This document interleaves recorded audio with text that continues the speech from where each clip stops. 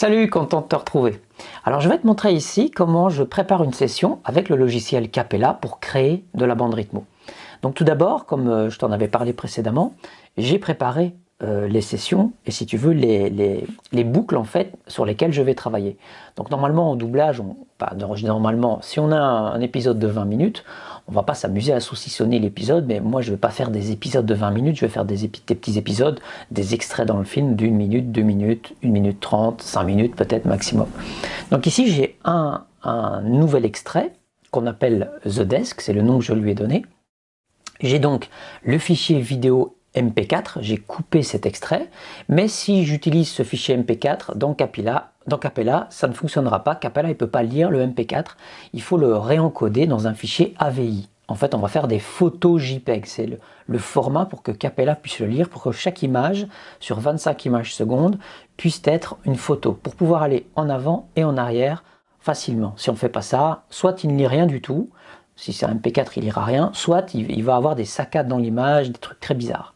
Donc, j'ai pris mon fichier MP4, je l'ai encodé avec le logiciel qu'on appelle Media Coder. Je vais juste l'ouvrir pour te montrer. Bon, voilà, on ne fera pas grand chose d'ici, mais ce logiciel-là va me permettre de réencoder le fichier MP4 en fichier AVI pour Capella. On pourrait utiliser n'importe quel autre logiciel, du moment qu'on respecte 25 images par seconde, c'est extrêmement important. Alors, je vais ouvrir mon fichier PDF dans lequel j'ai la version française. Je vais aller à The Desk, ce que j'ai appelé The Desk, donc voilà. Et pareil, je vais prendre la VO et mettre également The Desk. Voilà. Comme ça, j'ai mes deux fichiers qui sont prêts. Ensuite, je vais aller ouvrir le fichier Capella et on va faire un nouveau fichier. Donc voilà, bon, pour info, je l'ai mis sur le second écran. Alors tu vois, ça s'appelle Shinkel, enfin je sais pas si tu vois, mais c'est Shinkel, parce que c'est Shinkel qui a développé ça et qui permet aux auteurs de utiliser ce logiciel. Donc on va faire fichier, nouveau, et dès cette étape-là, on nous demande où est l'image et aussi où est le son. Alors l'image et son, les deux peuvent être mélangés, donc je vais faire parcourir. Je vais aller chercher donc mon fichier desk.avi, le fameux fichier réencodé. Voilà, je vais faire ouvrir et puis directement il va me demander le timestamp. En fait c'est un peu le TC. Par défaut en doublage on met toujours tout à 1h0000. On met jamais à 0000 pour que dans les logiciels son ensuite on puisse se caler toujours à 1h. Enfin, c'est comme ça, on pourrait le mettre à 00 ou à 20 minutes et 00, peu importe. Mais par principe on le met à 1h00. Donc c'est ce que je vais faire, je le mets à 1h. Et moi, j'ai été faire un fichier son. Donc en fait, c'est la copie du fichier ici existant. Et simplement, eh bien, je n'ai simplement réencodé qu'en audio, donc en wave. Parce que je trouvais que j'avais un meilleur résultat au final. Donc je prends le fichier audio, c'est exactement le même que le fichier vidéo. Je fais ouvrir, et puis je fais OK. Puis voilà, là j'ai ma première image. Je vais faire barre d'espace. Et voilà, si je fais barre d'espace, eh bien on fait play, stop, tu vois. Alors, je vais devoir faire normalement le tout premier plan. Donc, tu vois, j'aurais dû le faire avant de commencer.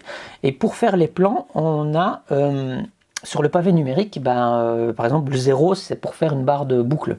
Le 1, c'est pour faire une barre de plan, bon, etc. J'ai un petit fichier qui donne un petit peu tous ces raccourcis-là. À force, je les connais. Et je vais m'amuser à faire les plans, séparer, si tu veux, les différents plans, c'est-à-dire les changements d'image d'une image à une autre. On appelle ça une barre de plan et un changement de plan.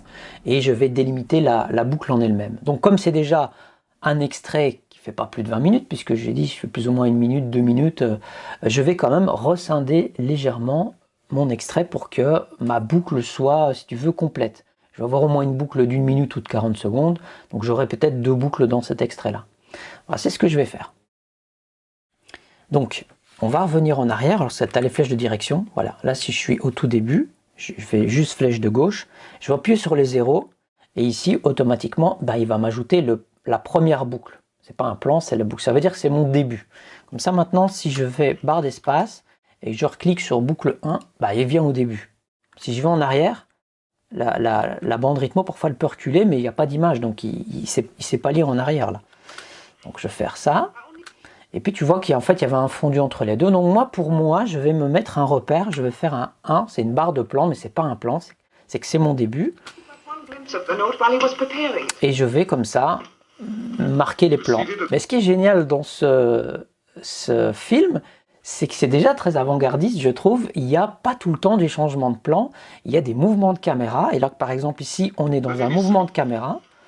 Et je veux dire qu'il y a parfois des séquences qui sont de 20-30 secondes, il n'y a même pas eu de changement de plan, ce qui est parfois un peu embêtant pour s'y retrouver. Donc moi je me suis mis des petites barres de plan pour moi simplement, mais normalement ce ne sont pas des changements de plan. Donc ici le prochain changement, il vient s'asseoir, on a fait tout un mouvement, il n'y a pas eu encore de changement de plan.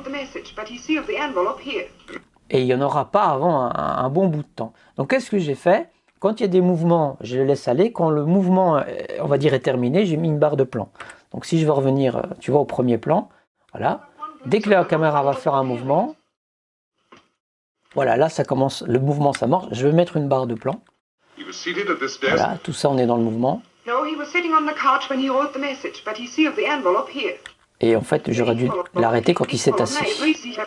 Voilà, le mouvement il va se terminer. Voilà. Et okay, le mouvement est fini. C'est encore des petits repères pour moi.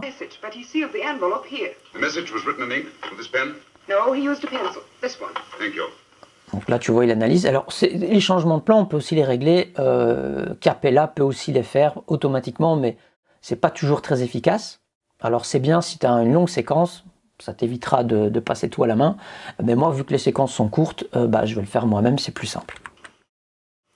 Donc, attendre un petit peu. Il n'y a pas le choix, hein, il faut laisser passer le film. Hein.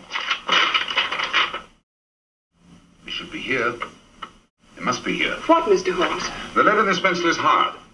Hard enough to make an impression on the coarse fibers of which this paper is made. Voilà, laisse élever. Donc, je vais faire un nouveau changement. Et là, on va voir, en fait, pour moi, la fin de la boucle. Parce qu'on va passer de l'environnement, en fait, où il est au bureau chez la dame, à un autre endroit. Voilà, vous voyez, là, il y a un fondu enchaîné. Et bien, là, je vais faire 0 pour faire la boucle 2. Je vais peut-être après devoir l'ajuster, parce qu'en fait, là, Sherlock continue toujours à parler, mais il n'est plus au même endroit. Donc, en fait, c'est aussi que je trouve que c'est très moderne dans le film. Il amorce son dialogue au départ, et puis ça continue dans un autre plan. Voilà, là, il est sur vraiment, il est plus dans le bureau, il est dans un espèce de labo photo. Et là, on va avoir des vrais changements de plan.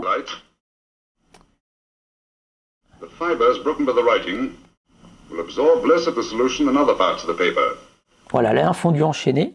Alors, quand on fait un fondu enchaîné, parfois on fait une croix. Mais là, je ne sais pas faire de croix, moi, donc je fais un changement de plan. Et voilà, si on peut dire qu'à partir de là, on pourrait commencer une nouvelle boucle, en fait. On a déjà eu 2 changements, de bureau, l'appareil photo, et puis ils reviennent à un bureau, apparemment c'est chez Sherlock. Voilà, vous voyez encore un mouvement, mais il n'y a pas de coupure. Et là, on va la voir, il va éteindre la lampe, on va avoir une coupure. Voilà. Et là, je peux aller à l'image, j'appuie sur la touche Alt, et je vais vers la gauche ou vers la droite. Donc là, je vais vers la gauche pour revenir en arrière et vraiment changer. Voilà, je vais gauche, une fois à droite, l'image a changé, j'appuie sur 1 et il me fait un changement de plan. Et là, je suis exactement dans un changement de plan. Donc c'est un peu sombre sur l'image, mais on a vraiment un changement de plan. Et c'est toutes ces additions de changements de plan qui vont permettre des repères et quand on parle aussi de savoir à quel moment parfois le plan s'apprête à changer, etc. Donc là, on va revenir sur un système un peu plus classique avec des plans qui changent un peu plus régulièrement.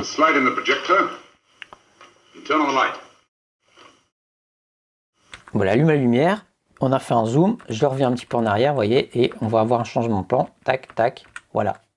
Je fais une barre de plan. Et on avance. Un nouveau changement de plan, je reviens en arrière, hop, et je prends vraiment le changement de plan, et c'est parti. Et puis je vais faire donc ça sur toute la séquence, et j'ai donc ici 2 boucles. On va dire la dernière partie, je vais faire une 3e boucle, mais en fait c'est la fin. Et donc quand on a fait ça, on a préparé tous les plans de la séquence, et on se retrouvera pour la suite pour l'adaptation.